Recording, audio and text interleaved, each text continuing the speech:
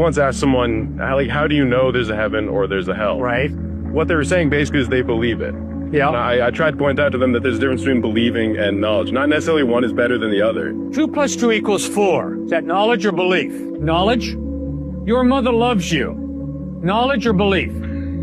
That's fair. Okay? That's fair. That's fair.